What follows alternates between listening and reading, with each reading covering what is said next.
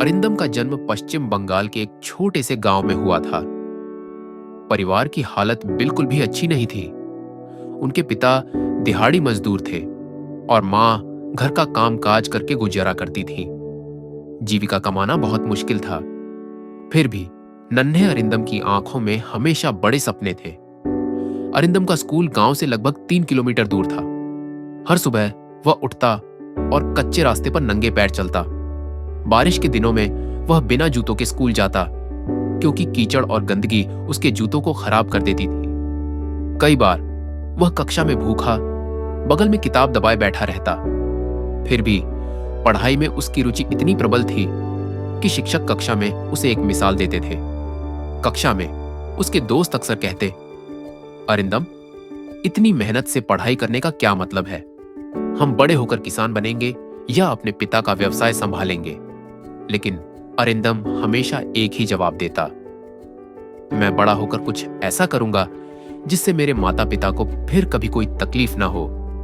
समय बीतता जा रहा था। अरिंदम ने माध्यमिक विद्यालय में तो अच्छा प्रदर्शन किया, लेकिन उच्चतर माध्यमिक विद्यालय में पढ़ने के लिए पैसे जुटाना एक बड़ी समस्या बन गई। उसके पिता ने बड़ी मुश्किल से कुछ पैसे उधार लेकर उसका दाखिला करवाया। उस समय अरिंदम ने पढ़ाई के साथ साथ ट्यूशन भी पढ़ाना शुरू कर दिया, ताकि कम से कम अपना खर्च तो चला सके। दिन भर पढ़ाई, रात में बच्चों को पढ़ाना, यही नियम था जो दिन भर चलता रहा। जब उसके दोस्त मैदान में खेलते तो अरिंदम किताबें लेकर बैठ जाता। कभी कभी उसे लगता कि जिंदगी बहुत मुश्किल है, लेकिन फिर उसे अपने पिता के फटे हाथ और मां का मेहनती चेहरा याद आ जाता। तभी उसे अपने अंदर एक अदम्य शक्ति का एहसास हुआ। उसने उच्चतर माध्यमिक विद्यालय प्रथम श्रेणी में पास किया। इस बार उसका लक्ष्य इंजीनियर बनना था, लेकिन इंजीनियरिंग कॉलेज में पढ़ाई करने में बहुत पैसा खर्च होता।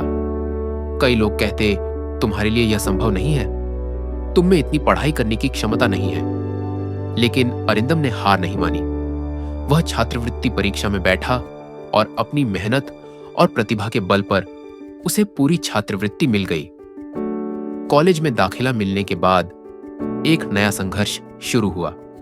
पहले तो उसे शहर के बड़े बच्चों के साथ पढ़ने में डर लग रहा था, लेकिन अरिंदम खुद से कहता रहा, मैं गांव से हूं, इसलिए पीछे क्यों रहूं? मेरी मेहनत ही मेरी ताकत है। वह दिन रात पढ़ाई में लगा रहता था। वह अक्सर देर रात तक लाइब्रेरी में पढ़ाई करता था। वह अपने टिफिन के पैसे बचाकर किताबें खरीदता था। अरिंदम उन सवालों के जवाब देता था जिनका जवाब दूसरे कक्षा में नहीं दे पाते थे। धीरे धीरे उसने सबका ध्यान अपनी ओर खींचा। शिक्षक उससे प्यार करने लगे। कॉलेज से स्नातक होने के बाद उसे एक बड़ी बहुराष्ट्रीय कंपनी में नौकरी मिल गई। पहले महीने का वेतन पाकर वह घर लौट आया।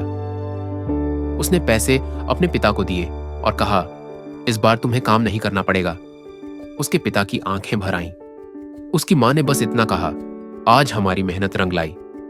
इसके बाद अरिंदम ने न सिर्फ अपनी जिंदगी संवारी, बल्कि गांव के दूसरे बच्चों को भी पढ़ाई के लिए प्रोत्साहित किया। उन्होंने एक छोटा सा शिक्षा केंद्र खोला, जहां गरीब परिवारों के बच्चे मुफ्त में पढ़ाई कर सकते थे। उनका सपना था कि गांव के हर बच्चे को शिक्षा की रोशनी मिले। अरिंदम की कहानी से सभी समझ गए, अगर सपनों को साकार करने का दृढ़ संकल्प हो तो गरीबी कभी बाधा नहीं बन सकती। कठिनाई ही एक दिन सफलता की सीढ़ी बनाती है।